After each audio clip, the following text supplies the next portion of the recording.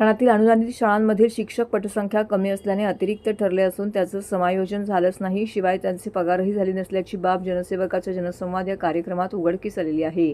याबाबत आमदार संजय केळकर यांनी शिक्षण विभागाच्या उपसंचालकाशी संवाद साधत त्यांचं तातडीने समायोजन आणि पगार देण्याच्या सूचना केलेल्या आहेत। यावेळी झालेल्या सकारात्मक चर्चेमुळे या शिक्षकांना दिलासा मिळण्याचा मार्ग मोकळा झाला आहे।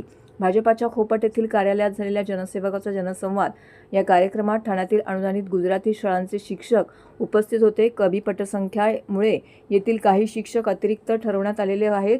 दरम्यान त्यांचे समायोजनही अन्यत्र करण्यात आलेले नाही। मागील 3 महिने त्यांना पगार देण्यात आलेला नसून मतदार तपासणीच्या मोहिमेतही त्यांना सहभागी करून घेण्यात आले असल्याची तक्रार या शिक्षकांनी आमदार संजय केळकर यांच्याकडे निवेदनाबाबत दिलेली आहे। यावेळी केळकर यांनी उपसंचालकाशी फोनवरती चर्चा करून आठवडाभरात या शिक्षकांचं समायोजन करून त्यांचे पगार देण्यात यावेत अशा सूचना केलेल्या आहेत। उपसंचालकांनी सकारात्मक प्रतिसाद दिल्याने या शिक्षकांना न्याय मिळण्याचा मार्ग मोकळा झाला आहे। यावेळी रस्ता रुंदीकरणात बाधित झालेले नागरिकही उपस्थित होते। या नागरिकांनी स्वतःच्या जागा दिल्यानंतर महापालिकेने त्यांना पुनर्वसन करण्याची पत्र दिली आहेत, पण 10 वर्ष उलटून गेले तरी त्यांचं पुनर्वसन महापालिकेने केलेलं नाही। वर्षभर याबाबत पाठपुरावा सुरू असून अखेर सोमवारी या विभागाचे उपायुक्त आणि सहाय्यक आयुक्त यांच्या समक्ष नागरिकांची बैठक घेऊन निकाल लावण्यात येणार असल्याची माहिती केळकर यांनी दिली आहे। या निमित्ताने होणार आहेत, पण या संबंधामध्ये अनेक भागामध्ये आता हे चालू आहे, जनगणना पण चालू आहे आणि त्याच्याचबरोबर SIRचं पण काम चालू आहे। आता ह्यांना SIRचं कामाला जुंपलेले आहेत, तिकडे पगार मिळत नाही आहे आणि त्यांचं समायोजन पण झालेलं नाही, तर ते कदापि सहन केलं जाणार नाही। त्याच्यामुळे त्यांनी एका आठवड्यामध्ये योग्य त्या पद्धतीने त्यांचं जिथे घेतील अशा ठिकाणी समायोजन केलं पाहिजे अशा प्रकारची भूमिका घेतली आहे। काही ठिकाणी मी कमिशनर साहेबांना पण भेटलो होतो। कसं असतं की छोट्या छोट्या चोऱ्या माऱ्या देखील मोठ्या प्रमाणामध्ये लोकांना त्रासदायक होतात आणि काही ठिकाणी पोलीस स्टेशनमध्ये लोक पोलिसांचे जे समजा सिनियर PIचे जे खालचे लोक आहेत ते त्याला उडून लावतात। अहो, प्रत्येक ठिकाणी चोऱ्या निर्णया ठिकाणी CCTV फुटेज देखील देऊन जर होत नसेल तर ते योग्य होणार नाही।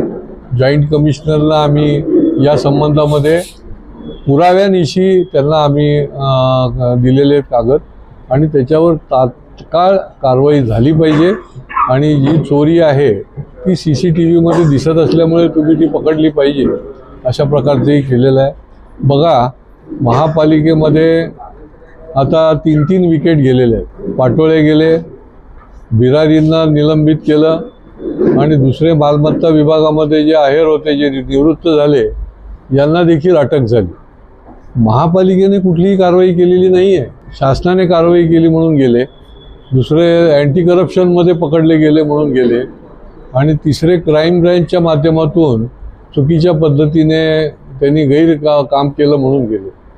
आम्ही घसा कोरडून सांगतोय की जे जबाबदार अधिकारी चुकीचं काम करताय त्याच्यावर ताबडतोब कारवाई करा। त्यांना कोण पाठीशी घालत होतं मला काय कळत नाही। या महापालिकेमध्ये होते तोपर्यंत व्यवस्थित चाललं होतं यांचं आणि त्याच्यानंतर त्यांच्यावर अशा पद्धतीची लोकांच्या भल्याकरता ही कारवाई झाली। परंतु महापालिकेने याच्यामध्ये दखल घ्यायला पाहिजे की अशा पद्धतीने अनेक तक्रारी आल्यावर आम्ही तक्रारी दिलेल्या विधिमंडळात सांगायचो आम्ही, परंतु तुम्ही कारवाई केलेली नव्हती। परंतु शेवटी कसं असतं की जैसी करणी वैसी भरणी, एकदा तुमची वेळ आली की मग कोणी काही कारवाई नाही केली, कोणी पाठीशी घालायचा प्रयत्न केला तरी देखील योग्य ते होतं। त्याची ही उदाहरणं आहे। डिपार्टमेंटमध्ये देखील, पोलीस डिपार्टमेंटमध्ये काही कर्तबगार जरी अधिकारी असले तरी अनेक जणांच्या अनेक गोष्टी ज्या आहेत त्या आपल्याला वर्तमानपत्रामधनं वाचायला मिळतात। योग्य वेळेला त्या संबंधामध्ये कार्यवाही व्हावी हीच आमची किमान अपेक्षा आहे। आणि आता हे कसं आहे की लोकांना लोकप्रतिनिधीने अवेलेबल व्हायला पाहिजे, त्याच्याबद्दलची विश्वासार्हता वाढली पाहिजे आणि एखादं काही सगळीच्या सगळी 100 कामं आली, 100 कामं विषय पूर्ण होतात असं नाही, परंतु त्याची प्रामाणिकपणे पाठपुरावा करून त्याचा जितकी कामं त्यांची मार्गी लागतील, काही सामूहिक पण कामं असतात।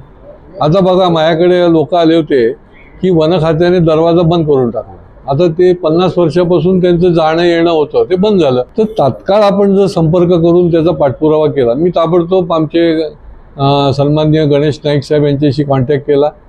त्यांनी कॉन्फरन्समध्ये अधिकारी घेतले फॉरेस्टचे आणि त्यांना तात्काळ सांगितलं की आपल्याकडे जी तक्रार आलेली आहे, बरेच लोक आले होते, ते सगळे त्यांना म्हणजे कुठून रस्ता आता जायचं कुठे आहे तेच बंद झालं होतं. तात्काळ त्यांनी आदेश दिले आणि तो आता या 2 दिवसामध्ये ते दरवाजा जो आहे वन खात्याने बंद केलेला त्या काही अटीवर उघडला जाईल.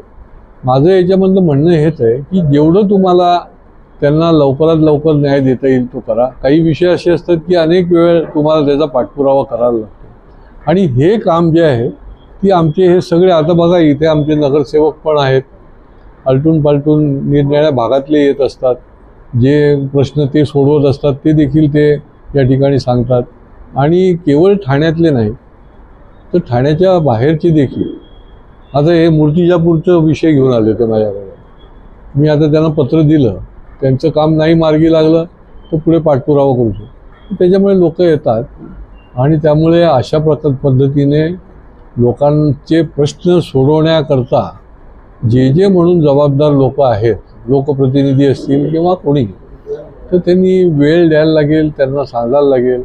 आणि या जनसंवादाच्या माध्यमातून आम्हाला हे करता आलं. त्याच्यामुळे आम्ही हे पुढे देखील आता सेंचुरी मारून पुढे देखील हा उपक्रम जो आहे तो चालू ठेवणार आहोत.